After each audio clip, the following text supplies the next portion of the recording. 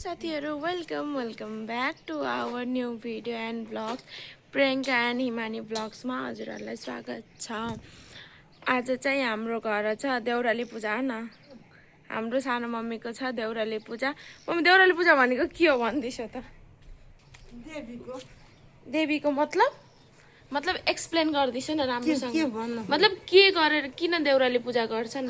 भक्कल हुन्छ जस्तै मम्मीले भन्छ नि के आफूलाई मतलब केही कुराको लागि भाकल गरेको हुन्छ नि मेरो यो पुरा होस् भनेर। अनि त्यो भाकल पुरा भएपछि देवीलाई चढाइन्छ। देवीलाई के चढाउने? बोका चढाउने? बोका चढाउने। त्यही भएर हाम्रो मम्मीको भाकल पुरा भयो होला सानो मम्मीको। त्यही भएर आज चाहिँ हाम्रो घर देउराली पूजा। र अर्को कुरा जो अरुङ खोलामा बेसरी जाडो छ नि यहाँ छैन है मम्मी? किन?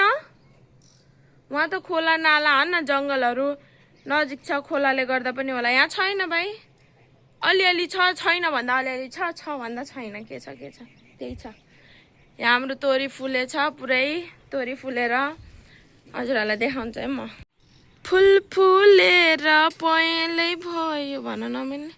तोरी फुलेर पहेँलै भएछ हाम्रो घरको तोरी। यो पनि हाम्रो घरको। त्यहाँ देखेको टिन्टा पनि हाम्रो। अनि हेर्न सक्नुहुन्छ हाम्रो घरको रमिता, किनकि हाम्रो घर पेन्ट भएको थियो त्यही भएर किचन खाली छ। यहाँ अर्को झ्याल थियो, यहाँ एल्युमिनियमको झ्याल राख्ने भनेर खाली छ। त्यही भएर किचन हाम्रो बाहिर छ। अनि यो हो मेरो गाउँ, यो हो मेरो गाउँ, यो हो कञ्चुबाको घर, त्यो हो हाम्रो घर, त्यो बाटो। सबैतिर तोरी फुले है मम्मी, पचत्तै तोरी फुले ह। यो हाम्रो गाउँ। मम्मी के फुटेको? हामी पनि जाने काम गर्न त्यहाँ। म त जान्न। जान्छु। मम्मी आफ्नो काम गर्दै बसिन्छ। चिसो भुइँमा बसेँ म त। कति चाँडै नुहाएर नि भ्याएको यति चिसो पानीले। म त सक्दिनँ। म अहिले पछि घाम लागेपछि बल्ल नुहाउने हो। यस्तो जाडोमा मर्न खाएर मलाई न। हाई भन्दैछु नि एकचोटि। वेलकम मेरो छोरीको र मेरो दुईटा छोरीको। लो नातिको चाहिँ के? तेल भुटिँदैछ, काम चल्दैछ, यस्तै छ। यो अब पुरै सेट गर्नुपर्छ। पेन्ट गरेर सक्यो। ल च्यादिसो मलाई हाल्दैछ। मुख पनि देखाएन। चिया मम्मीले बनाइसकेको। सबैजना गइसक्यो। म भर्खर नुहाएर रेडी भएको जाँदै है। म रेडी भइसकेको छु। मम्मी चाहिँ नजाने रे, घर कुरेर बस्ने रे। अनि फेरि मम्मी बाबु ल्याएर बसिन्छ। म फटाफट पूजामा गएर आउँछु। बाई हेर्दै गर्नु होला। भयो मम्मी बाई। जाँदैछु। राम्रोसँग हेर्छ है बाबुलाई। जाँदैछु। धेरै टाढा छैन, त्यहाँ माथि छ। त्यो साथीहरू दराज खोल्ने असम्भव कोसिस गरे। कोसिस त यस्तो गरे कि दराजको चाबी नै भाँच्यो। अब मलाई मारिन् कान्छी आमाले। मलाई त्यही भएर पूजामा जान नि मन लागेन खानालाई। त्यही पनि म जाँदैछु साथीहरू लिएर गएर भन्छु। अब बिचमा धनियाँ टिपेर पनि जान मलाई खानाको लागि। घाम लाग्यो साथीहरू।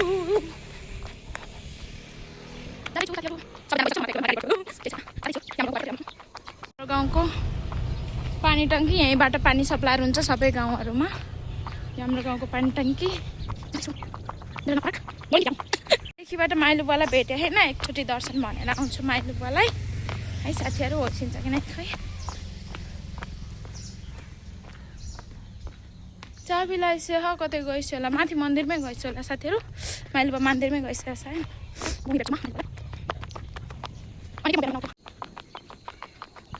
भयो के गर्नु, बच्चा बच्ची भएपछि यस्तै हो। भनेको बेला उठिन्न। रातैभरि क्यान्सले सुत्न देखेन मलाई।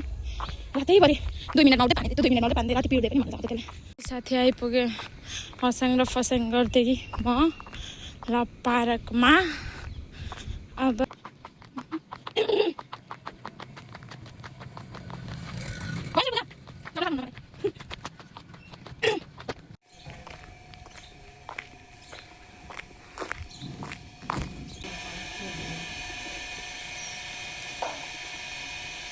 सन्चै होइसिन्छ माझे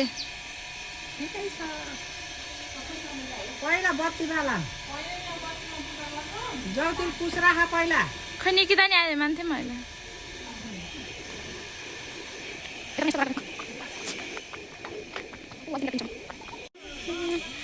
हाम्रो गाउँको लप्पार्क यही हो साथीहरू पिकक पनि गराएको रहेछ ऱ्याबिट फुलहरू फुलेछ सबैजना घुम्न आउनु होला यहाँ सबैजना आउनुहुन्छ नजिकको मान्छे टाढाको मान्छे हुनुहुन्छ भने घुम्न आउनु होला राम्रो छ ठाउँ फोटो खिच्नको लागि घुम्नको लागि अनि यही मन्दिरमा मतलब यही लप्पार्कभित्र अनि हाम्रो देउराली मन्दिर पनि छ पहिला थियो देउराली मन्दिर यो त पछि भनेको पहिला त देउराली मन्दिरै थियो अनि त्यसैमा यहाँ पिकनिक खाने स्पोटहरू पनि छ बनिरहेको छ यहाँ फोटो खिच्ने ठाउँहरू अनि यहाँ हिरण पनि रहेछ अनि यो नयाँ बनेको सायद आफ्टर 1 इयर पछि आएको छु म यहाँ हिरण पनि रहेछ देख्न सक्नुहुन्छ है ऱ्याबिटहरू पालेर राखेको सबै जङ्गल एरिया थियो हामी बाख्रा चराउन सोत्तर सोर्न आउँथ्यौँ अहिले त पुरा के भइसक्यो कति राम्रो भइसक्यो ठाउँहरू राम्रो देखेँ पृथ्वीनारायण शाहको मूर्ति पनि रहेछ अनि यहाँ बुद्धको मूर्ति छ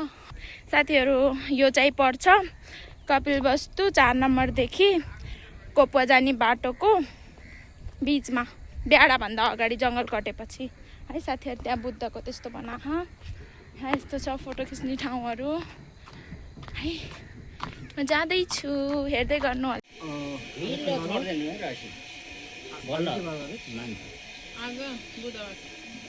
हजुर काट्ने हो हजुर काट्ने हो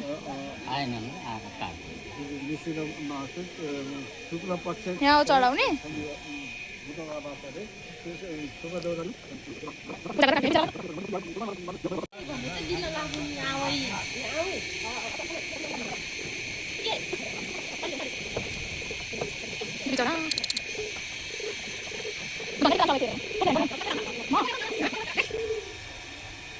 ए बेसो राख्नु चाहिँ यहाँबाट उडाउने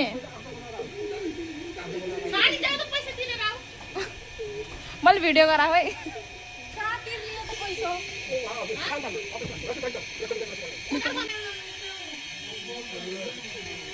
पूजा गरेर चढाउने काट्दिने बिचरालाई मम्मीले हराउँछु भ्यायो अब पूजा गर्ने भित्र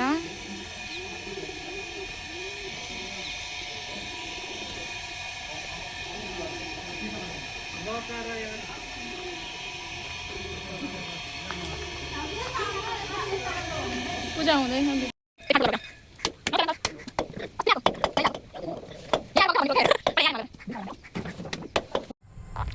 साथीहरू काम गर्ने मान्छेहरू टन्नै हुनुहुन्छ त्यही भएर म फर्किएँ काम गर्ने हुनुहुन्छ के अरे म अलिकति बाबुलाई पनि हेर्नु पर्यो यहाँ घरहरू पनि घरमा नि पाहुनाहरू आइसिन्छ घर सर पनि मिलाउनु पर्यो साफ गर्नु पर्यो मम्मा मम्मी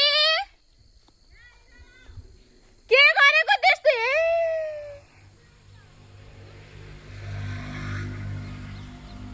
मेरो छोराको गति हेर यहाँ लिएर आइसो लिएर साथीहरू कुदाकुद गर्दा म थाकेँ म आएँ घर अहिले जान्छु एकछिनपछि जान्छु अब एकछिन बसेर नास्ता खाएर जान्छु भाइ त्यहाँ त कहिलेमा त भोक लागिसकेको छ हेलो साथीहरू छोराको हालत हेर्न सक्नुहुन्छ हजुरहरू हेर ए तिमी मेरो छोरा हो यस्तो थियौ र तिमी त राम्री थियौ किन यस्तो नराम्री भएर बसेको त तिमी त ह्यान्डसम बनाएको थियौ मैले किन यस्तो नराम्री भएर बसेको त अम्मै सेम बट डिफरेन्ट कमालेर न मान्छेको पाराएर मैले कस्तो छोडेर गथे कस्तो छन् के गरेको तिमीले यस्तो के गरेको चप्पल छैन सुज सक्स छैन त्यो नानाहरू यहाँ छिटो यहाँ सानो मिलाइदिन्छ मेरो बेबी लाऊ देउराली पूजामा जान्छौ कि नै भन न उहाँको पूजामा बाख्रा काटेको नि अघि कसरी अया भयो नि बेबीलाई थाहा छ के थाहा छ हजुर काटेको अरे बाबु बाख्रा फाइनली साथीहरू म पूजा खाएर आइसकेको छु घर चाबी त अब खोल्दैन के अरे के भन्ने र यस्तै हो आइसकेको छु अब हाम्रो गोठ हेर्न सक्नुहुन्छ बाहिर हात दुखिसक्यो नि त लास्टै के भन्नु पनि thanks for watching guys by